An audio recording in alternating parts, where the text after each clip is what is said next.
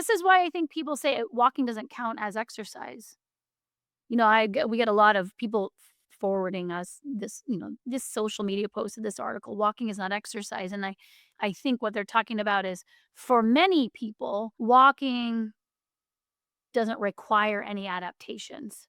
It's got plenty of positive benefit. It absolutely counts as physical activity. But if we were talking about movements that push this adaptation, for many people, it's not that Right. because you're already doing it so much. And then for many people, it is absolutely something that requires adaptation. So that's not about the um the what in this case, it's about the who's And I doing think it. we all have experience of being, very unwell. And Mhm. sometimes that first walk Mhm. after you've been very unwell is a challenge. That's right. And you're gonna go You through need to that go lie on the couch afterwards and that's just right. like I think we forget that about that there is an adaptation phase for anything. For everyone, it's Yeah, cycle the, ages and stages of life, exactly. or if you're just in illness or disease in general, if that's a stage that you're in, grief, all of a sudden these things become new. We adapt everything that we do in both directions. Adaptation isn't just improvement, you can adapt and lose based on taking a long break, and then suddenly something that you've done forever becomes hard now, and Right. that's just part of it. Yeah.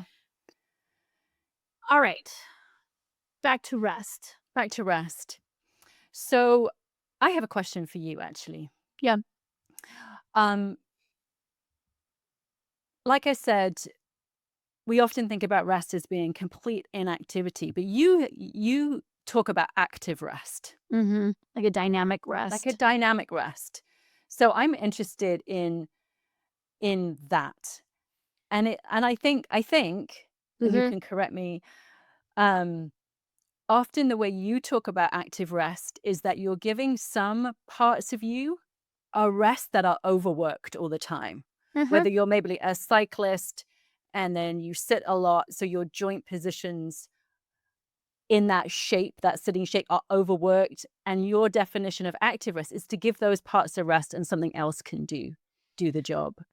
Well, yes, and, you had said something earlier that I think that this attaches to. You were talking about this idea of us having homeostasis, and exercise takes us out of homeostasis, and what that brings up for me is, what about these cultures that we're talking about, which are much more active all of the time? So it's not physical activity or even movement that is disrupting homeostasis. It's exercise is not even the right word. It's intensity, right? It's that people have been way more active throughout the day than they are now. But it's not the type of activity where you're doing one thing all day long. Like I share this story a lot. I grew up in an agricultural based community full of field workers. Everywhere I would walk, I'm walking through fields and people are bent over doing labor for 10 hours a day. Back-breaking work. And that's not well distributed work throughout. I mean, one, it's not well distributed throughout the community because all the people eating the food didn't do any of that work. Right. So it sort of falls on the spines of a small group of people doing the work for many. And then, um, instead of a little bit of, harvesting this food and then taking a walk over here to go do this thing and then other types of shapes, this idea of using different constellations throughout the day, it wouldn't all be bending over and working in one position. There would be ways of staying more continuously active, cycling through different shapes. So the field worker is one end of a continuum of high activity but low variance. And then you have someone who's sitting almost all the time and then maybe doing one workout. And in both situations, we're not really seeing well distributed physical activity through in different ways. Someone doesn't have it well distributed throughout the day, someone doesn't have it well distributed throughout their body, but Right. we have a problem of distribution in both situations. And so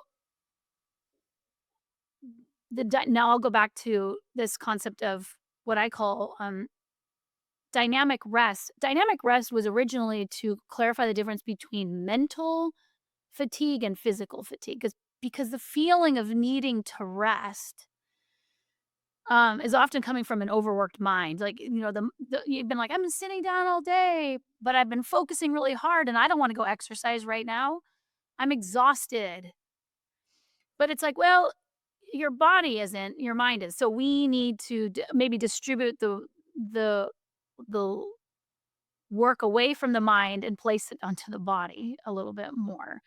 And then there is this idea of,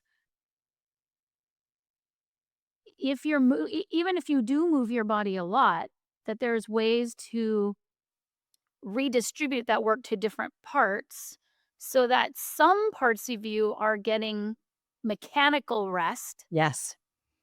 while other parts are picking up mechanical work. And do you remember that book, The Last Great Walk? What was it Yes. called? Yes. The person walking across the Yes. United States, and people Yes. used to just walk across the United. This is like a sports, way back before there was televisions. They'd follow them in the newspaper.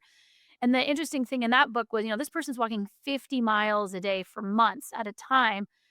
Is he would allow himself to rest by changing up his gait pattern. Right. So and I do that quite a bit when so, like, there's the idea of an ideal gait pattern, to some extent, but then there's, if the context is I'm walking for 50 miles, that you want a variety of gaits to use, and it's just that idea of, um, even physical rest doesn't have to mean not moving your body at all. It's a bit like a dolphin which can sleep half of its brain Mhm. and the other half keeps I'm going. sleeping with half my brain right now. I'm doing a podcast with half my brain. There you go. I think you and me both. Um, but you can rest. So this idea that you can rest parts of you while still working other parts of you is helpful.